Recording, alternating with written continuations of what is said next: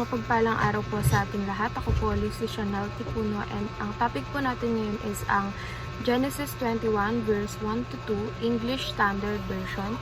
The Lord visited Sarah as he had said, and the Lord did to Sarah as he had promised. And Sarah conceived and bore Abraham a son in his old age at the time of which God has spoken to him. Sa Tagalog, hinalaw ng Panginoon si Sarah ayon sa sinabi niya, at ginawa ng Panginoon kay Sarah ang ayon sa kanyang pangako. Si Sarah ay naglihi at nagkaanak ng isang lalaki kay Abraham sa kanyang katandaan. Sa takdang panahon, sinabi ng Diyos sa kanya.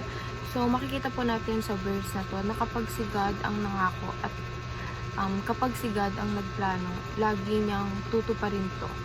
Minsan, iisipin natin na yung mga plano sobrang tagal na, but sa kwento ni Sarah and ni Abraham, kahit na matanda na sila and imposible na sa kanila na magkaanak, binigyan pa rin sila ni Lord ng anak. And in that case, masasabi natin na wala talagang imposible sa Panginoon dahil lahat ng plano niya ay kaya niyang tuparin at lahat ng pangako niya kaya niyang ibigay sa atin in the right time. Kasi si Lord, meron siyang sariling schedule, and hindi natin pwede na manduhan or hindi natin pwedeng pangunahan si Lord sa mga plano niya sa buhay natin dahil meron siyang sariling schedule na minsan hindi talaga a-align sa schedule natin. So, sa application is pray for God's visitation. Palagi nating ipagpanalangin na bisitahin tayo ng Panginoon at palagi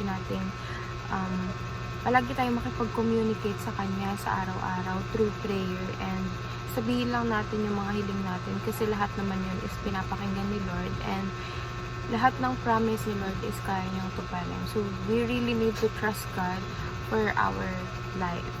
Next is trust God's one and unchanging plan. Si Lord, wala siyang plan B, wala siyang plan C, D, or E. Si Lord, may iisa siyang plano, and ang plano na yun is iisa lang ang magiging result kundi ang mapabuti ang kalagayan natin. And kapag pinili tayo ni Lord na mapunta sa isang bagay or sa isang sitwasyon, kapag nilagay tayo ni Lord sa isang bagay nararapat na tayo talaga doon. Hindi na tayo maaalis pa. Kapag may binigay si Lord na deserve natin at galing talaga yun sa will ni Lord, according siya sa plano ni Lord, hindi yun maaalis sa atin. Kaya nga sinasabi nila na what's meant for us will always find us, or kung ano man yung para sa atin, hindi yun mawawala sa atin kasi walang ibang plano si Lord para sa atin kundi ibigay ang nararapat na mapunta sa atin, and hindi natin kailangang ipilit yung mga bagay na hindi pa natin nakukuha kasi ibibigay ni Lord sa tamang panahon. Wait patiently on God's schedule. Kagaya nga ng sinabi natin kahapon na hindi pa tayo pinapanganak meron ng plano si Lord sa atin. Alam niya na kung sino yung mga magiging kaibigan natin. Alam niya na kung ano ba yung magiging takbo ng buhay natin. And lahat yun nakaschedule na kay Lord. Kung tayong mga tao, meron tayong planner kung saan ililista natin lahat ng kailangan natin gawin. Si Lord, meron din siyang planner kung saan alam niya ang lahat ng nangyayari.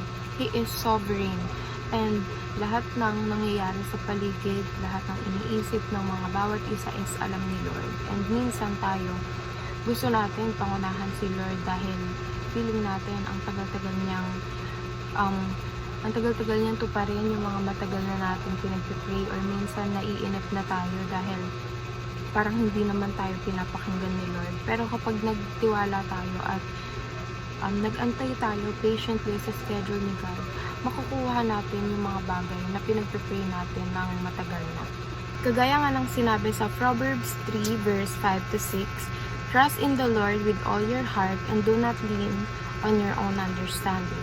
In all your ways, acknowledge Him and He will make straight your path. So, ibig sabihin, kapag sinurrender natin ang lahat kay Lord at nagtiwala tayo sa Kanya in times of waiting, and kung sa tingin natin hindi naririnig ni Lord yung mga prayer natin, pag nagtiwala tayo kay Lord at in-acknowledge natin siya bilang ating tagapagligtas, siya mismo yung gagawa ng paraan para maibigay sa atin yung mga matagal na nating pinag-pray.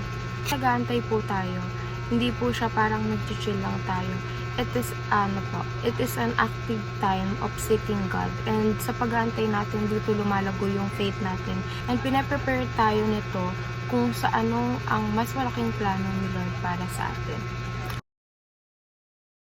Lord, Heavenly Father, Lord, pinagpuri ka namin sa araw na ito, Panginoon, sa bagong mga blessings na pinagkakaloob mo sa amin at sa mga bagong scripture na natutunan namin, Panginoon. Patawarin mo po kami sa aming mga sala or sa mali namin nagagawa sa isip, sa salita at sa gawa, Lord God.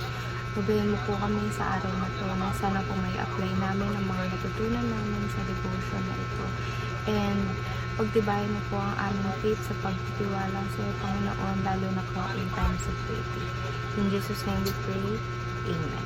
Yun lamang po. And Genesis 21 verse 1 to 2, God's timing is perfect.